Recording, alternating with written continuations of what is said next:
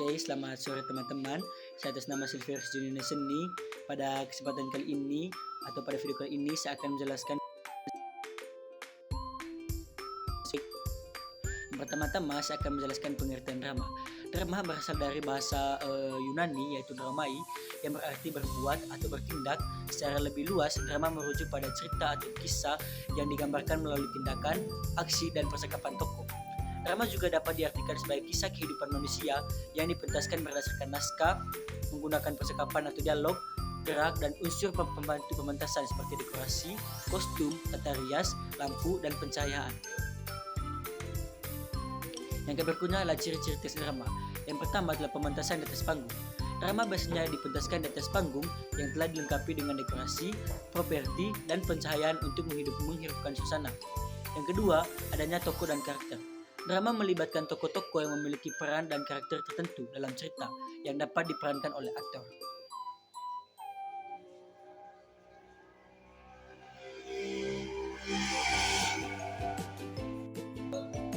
Ciri teks drama yang ketiga adalah penyampaian dalam bentuk dialog. Dialog drama disampaikan melalui percakapan antara tokoh atau dialog. Yang keempat, mengandung nilai kehidupan. Drama seringkali mengandung nilai-nilai kehidupan yang dapat direnungi oleh pembaca atau penonton. Yang berikutnya adalah struktur teks drama. Yang pertama adalah prolog. Bagian pembuka drama yang memberikan informasi tentang latar belakang cerita, karakter atau setting. Yang kedua adalah dialog. Merupakan bagian terpenting dari teks drama karena berisi percakapan antar tokoh. Yang ketiga adalah epilog. Bagian penutup dari teks drama yang memberikan kesimpulan, pesan moral atau amanat dari cerita tersebut.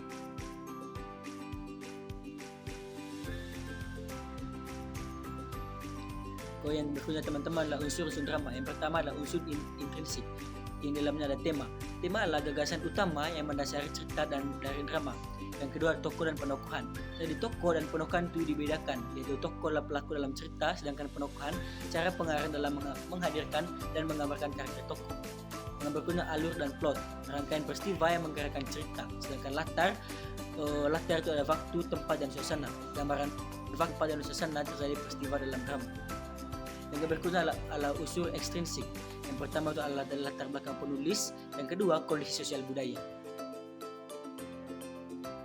Ada unsur tambahan. Dalam pementasan drama melibatkan unsur tambahan seperti yang pertama pemain. Orang yang memerankan tokoh-tokoh dalam drama baik secara fisik maupun penglihatan. Yang kedua sutradara. Orang yang bertanggung jawab mengarahkan seluruh aspek pementasan. Yang ketiga tata panggung. Desain dan pengaturan panggung yang mendukung sesuai cerita. Yang ketiga tata busana, ketentuan kostum yang dikenakan oleh pemain. Yang kelima tata rias, riasan wajah dan tubuh pemain yang menunjukkan karakter tokoh. Yang berikutnya adalah alur drama. Yang pertama alur maju atau progresif. Alur ini mengisahkan cerita secara kronologis dari awal hingga akhir dengan urutan peristiwa yang teratur. Alur mundur atau regresif. Alur ini menceritakan peristiwa dari akhir cerita menuju ke awal cerita. Yang berikutnya alur campuran. Alur ini merupakan gabungan dari alur maju dan alur mundur, menciptakan cerita yang lebih kompleks. Misalnya cerita ini dimulai dari klimaks kemudian mundur.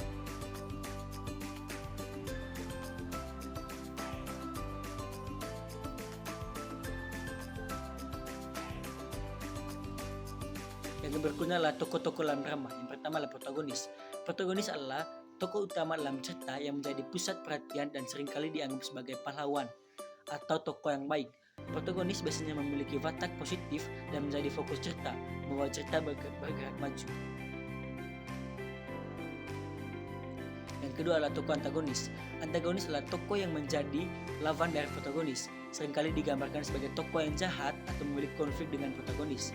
Antagonis dapat mewujudkan konflik dan tantangan yang harus dihadapi oleh protagonis, sehingga membuat cerita menjadi lebih menarik.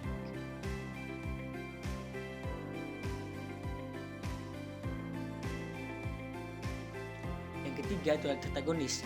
Antagonis adalah tokoh pembantu atau penengah dalam cerita yang bisa berperan untuk mendukung protagonis atau bahkan antagonis. Peran antagonis biasanya tidak terlalu menonjol, tetapi kehadirannya penting untuk memperkaya cerita.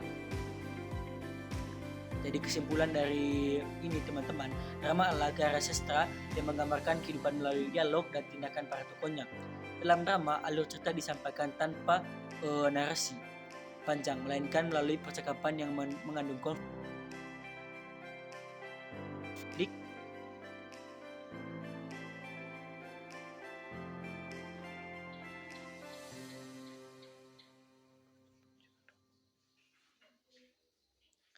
Oke teman-teman, itu saja penjelasan dari saya tentang teks drama. Sekian dan terima kasih.